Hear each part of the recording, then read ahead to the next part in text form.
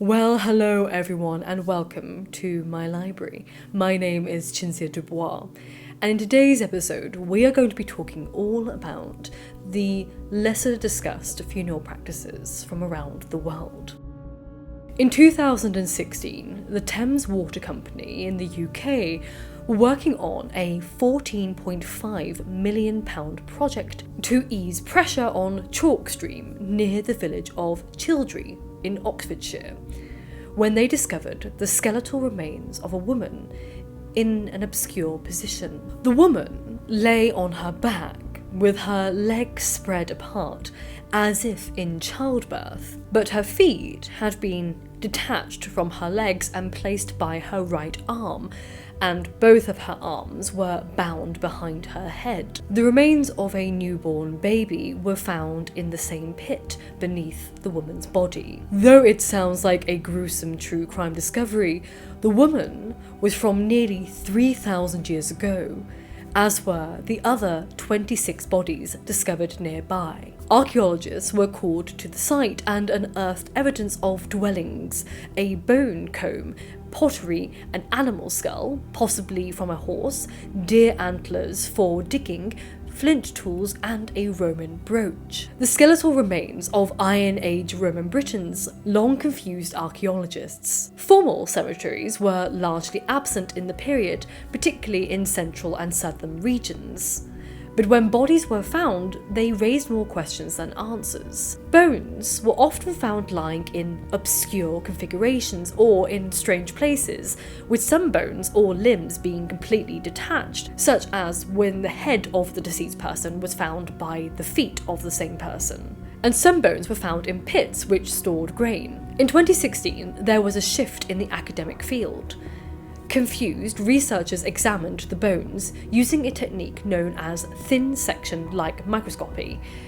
This involved shining a light through thin slices of bone and allowing the researchers to detect any tiny differences not visible to the naked eye. Different types of funerary rites would produce different levels of soft tissue decomposition, which is reflected in the microscopic bacterial degradation of the bone. Now, what surprised the researchers the most was that, of all the samples examined, only one of the bones showed signs of open-air defleshing. Until that point, most subscribed to the hypothesis that most bodies during the Iron Age Britain were disposed of by sky burial or underwater disposal methodologies. The sky burial of Iron Age Britain was not precisely the same as Tibetan sky burial practices, which you may be more familiar with, that being a sacred death ritual that involves allowing vultures and other scavenging animals to consume the body of the deceased, often once placed on top of a mountain. Now, obviously, they are very similar in nature. Corpses are left out in the open air to decompose or be scavenged upon.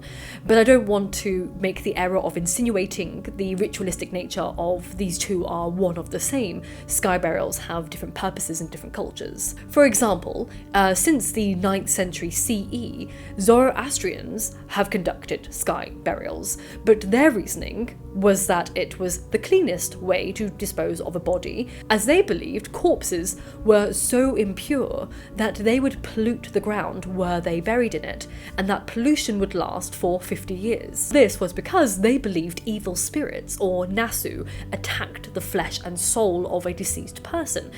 So there are many towers to accompany this, the most famous one being a hilltop tower overlooking the Iranian city of Yazd, known as the Yazd Darkma, or the Tower of Silence. But before we go any further, I'd like to take a moment to thank today's sponsor, which is Squarespace. Squarespace is an all-in-one website platform empowering individuals to create their online web presence or launch their passion projects. Combining 2 decades of industry-led design expertise with cutting-edge AI technology to unlock your strongest creative potential, Squarespace's design intelligence empowers anyone to build a beautiful website tailored to their unique needs and craft a bespoke digital identity to use across an entire online presence. I recently redesigned my website to reflect my colours because whilst they may not be perfect marketable colours professionals would advise that I use, they reflect my style and personality. I think that's more important. You can run your whole business easily on Squarespace as a one-platform solution, from receiving payments for projects that you sell to donations from people who just love your content and want to give you a little tip. You know, some very kind people have donated to me via my Squarespace website a few occasions, so thank you for those people. And customers can pay with popular payment methods such as Klarna, Apple Pay, Afterpay and ClearPay. Squarespace also has activity scheduling facilities which allows your customers to book appointments if you're a coach or you have a brick and mortar business so you want people to attend at certain points. It also allows you to engage with your customers all on the platform there through email campaigns, which are super simple to set up thanks to their email templates. So if you want to expand your business or just build a beautiful website for your project, then head to squarespace.com for a free trial, and then when you're ready to launch, go to squarespace.com/lady of the library to save 10% off your first purchase of a website or domain. Zoroastrians insisted on having a raised structure to avoid bodies from contaminating the earth because they had been infected by the Nazu, and it was here that bodies were hauled up and arranged in concentric circles with their feet pointing towards the centre of the tower. Children were placed in the innermost ring and then women next and men on the outside. And they were left there to be stripped by scavenging animals, and once their bodies had been stripped of all flesh, muscle and organs, once skeletons were bleached and weakened by the sun, the bones were then placed in a central pit to break down further. This ritual is famously attested to by the mid-5th century BCE writer Herodotus in his histories, who observed the custom amongst Iranian expatriates in Asia Minor. So sky burials existed across the world and across centuries for different symbolic reasonings behind them. And as such, archaeologists had come to the conclusion that sky burials were the most popular practice in Iron Age Britain, primarily on account that there wasn't many bodies around. There was a lack of skeletal remains from that period. However, light microscopy revealed a whole new element to the discussion. It revealed to the researchers that most of the remains seemed to have been buried or part exposed in deep grain storage pits, with body parts later dug up. Some were exhumed years after death and bones from the bodies were removed, and other bodies were deposited in deep pits that may have been covered and were returned to for the skeletal decomposing parts, which were deposited in other places. Now, why this was happening and how exactly it took place, we don't know. Some believe that the practice was done in order to obtain some kind of ancestral relics, which isn't unusual nor exclusive to British prehistory. Burial practices have been part of our ancestry for hundreds of thousands of years. We used to believe it was purely an act of Homo sapiens, but once again, archaeological discoveries within the past decade have put into question our assumptions. In 2013, 30 miles northwest of Johannesburg, South Africa, a pair of cavers discovered the remains of Homo naledi, a previously unknown homonym with short arms and a brain a third of the size of modern humans. They are thought to have lived between 240,000 to 500,000 years ago. Now naturally, when one finds bodies that old, one expects them to have been buried by time. But further exploration of the cave by scientists uncovered bones of a further 27 individuals from that period.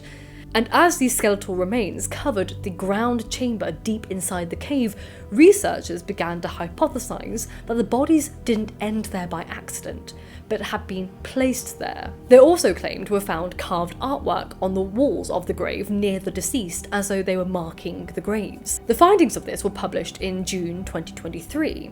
But not everyone is convinced by the paper, with Paleolithic archaeologists questioning how deliberate the placing of the bodies were, noting that there was a lack of visual cuttings of a grave and inconsistent evidence of burial practices being performed. Of course, it doesn't help that most characteristics of burial practices, such as singing and prayer and speech, are archaeologically invisible. There's no documentation of them, and thus we don't really know what happened. And as such, similar debates over the intentionality of the placement of skeletal remains of Neanderthals have been had for the past 150 years. Though there is more evidence than not to suggest that there were intentional burial sites of Neanderthals, as we've seen in La Chapelle-aux-Saints and La Ferracie rock shelter in Dordogne, France, and Shanidar cave in Iraq. What most academics can agree on is that the oldest known established burial site that we have is that of the Qafsa cave, located at the bottom of Mount Precipice in the Marj ibn Amir of Lower Galilee, south of Nazareth. Archaeological excavations of the cave found human remains, which have been tentatively dated to around 92,000 years old. The Qafsa homonyms were excavated by René Neuville in 1934 and consisted of 15 hominids, 8 of which were children. Alongside the bodies, they discovered a series of hearts and flint artifacts, animal bones, and a collection of seashells and lumps of red ochre, all of which were details which implied the burial had been symbolic and intentional in nature. The shells, for example, were brought from the Mediterranean Sea shore, which was around 35 kilometres away from the site, and even had some indications that they had been strung through something, potentially making a necklace. When you believe in an afterlife, one which specifically speaks to an underworld, it makes sense for humans to bury the dead, not only for hygiene reasons, but for ease of passage for the deceased. I'm sure every spirit is grateful for having been given a 6-foot advantage starting point to the underworld. Though, not all bodies are buried. As we've already mentioned, some are left out to decompose and others are thrown in the sea. And some were eaten. Endocannibalism, according to Metcalfe, is the act of preparing and or eating the relics of remains of members of one's community or close circle, whereas exocannibalism was the same practice performed on one's enemies or rivals. The purpose of consuming the dead was to incorporate the body of the dead person into the bodies of living relatives, and by getting rid of the body, one's soul was set free. Endocannibalism has been a widely studied practice of the Fore people, who live in the Okapa district of the Eastern Highlands province, Papua New Guinea. Body parts were consumed according to gender roles. Men would eat the sinewy parts, whilst women and children consumed the brain. Now, naturally, it wasn't always appropriate to consume one's loved ones, as government official of the Brook Raj detailed during his visit to a taberna in 1912. Metcalfe relays this entry, which details how the officer discovered a chief's corpse sitting in a large jar, squatting with his knees up to his chin. Most of his skin had dissolved, and his skull, which rested on his knees, had eye sockets stuffed with boiled rice. The reason the family had not eaten him directly was because he died of an illness which the family feared would infect them were they to consume him. But he was still consumed. The liquids of the chief were trickling from the bottom of the jar down a bamboo pipe into the earth below the house where the domestic pigs dwelt. And naturally, the family would eventually eat those pigs. Now, whilst this chief died of an unknown illness, not all diseases are so detectable, and thus the practice of endocannibalism led to devastating results. In the 1950s, the neurological disease Kuru was discovered in South Fore. Kuru, also known as the laughing disease due to the pathological bursts of laughter which are a symptom of the disease, is a fatal brain disorder with horrific symptoms. Primarily rapid deterioration of mental faculties and functions and a loss of coordination. Because women and children consumed the brain, the organ in which infectious prions were most concentrated, they were unfortunately the primary victims of the disease. The practice of endocannibalism led to an epidemic, with approximately 2,700 deaths between 1957 and 2005.